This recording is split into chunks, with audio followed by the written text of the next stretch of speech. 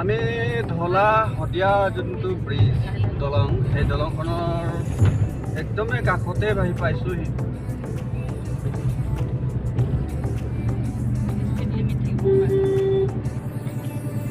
এতিয়া speed limit এটা দেখিলোঁ, স্পীড লিমিটৰ হিচাপতে আমি গৈ আছোঁ।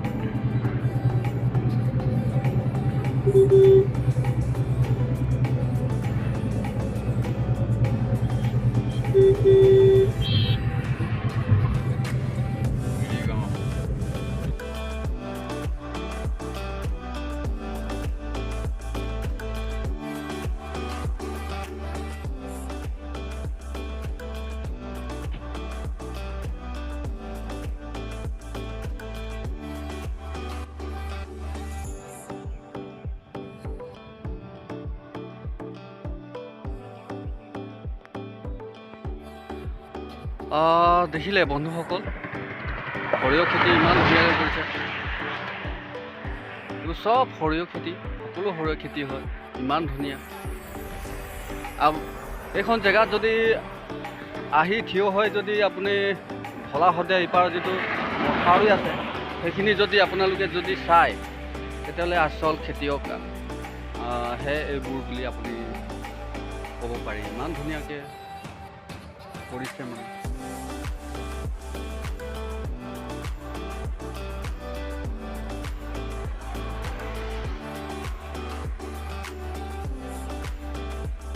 যেন পথাৰত কোনোবাই গামোচা পাৰি থৈছে যেন লাগে, তেনেকুৱা অনুভৱ হয়। পথাৰত যেনেকৈ যিধৰণে গামোচা পাৰি দিছে, তেনেকুৱা আমি ইয়াৰ পৰা যদি ওপৰৰ পৰা তলত চাওঁ, তেনেকুৱা লাগে। চালোঁ আৰু আপোনালোকক অলপ দেখুৱালোঁ। বলক, আমি যিহেতু ঢলা ইপাৰতে আছোঁ, সিপাৰত যাবলৈ বাকী আছে।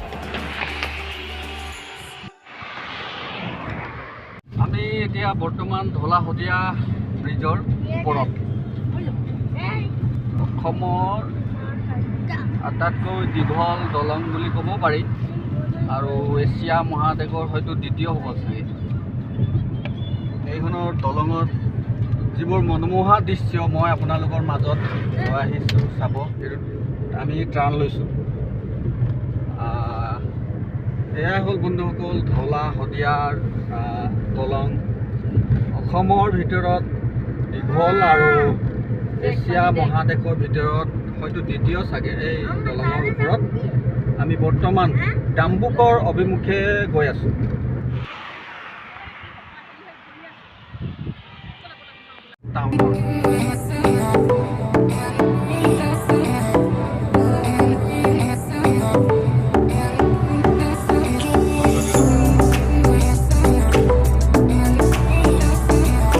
শদিয়া বজাৰ মেইন মাৰ্কেট বুলি ক'ব পাৰি। আমি এতিয়া 11:28 এইখিনি সময়ত আমি শদিয়া পালোহি। শদিয়া টাউনৰ মাজত আছোঁ। অলপ যান জঁটৰ অলপ সৃষ্টি হৈছে, বজাৰ হৈছে, সেইকাৰণে হৈ আছে। শদিয়া পালোহি আমি।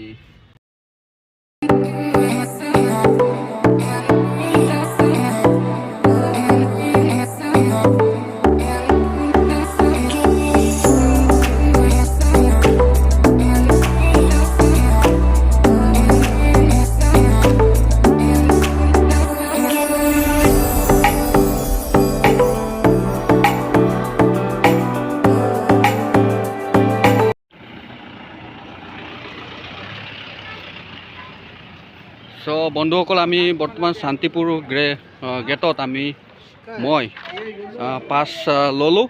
এতিয়া ডাম্বুকৰ অভিমুখে এতিয়া আমি যাম। বন্ধুসকল, আমি শান্তিপুৰ গেট এই অকণমান আগত ক্ৰছ কৰি আহিলোঁ, যে নেকি তাত পাছ ল'ব লাগে, আৰু পাছটোৰ কাৰণে 40 টকাকৈ পাৰ হেড লাগে। তাৰমানে প্ৰতিজনৰ 20 টকা 40 টকাকৈ লয় পাছ বনাবলৈ। বন্ধুসকল, আমি এই জাষ্ট এই ৰয়িং ইয়াৰ পৰা 3 কিলোমিটাৰ আঁতৰত আছে আৰু আননি 238 কিলোমিটাৰ এইডোখৰ পৰা। তো মই আপোনালোকৰ আগলৈ লৈ গৈছোঁ। এয়া বন্ধুসকল ৰয়িং টাউন, ডাম্বুকৰ অভিমুখে আমি গৈ আছোঁ। তো তাৰে মাজত আমি ৰয়িং টাউনখন আপোনালোকক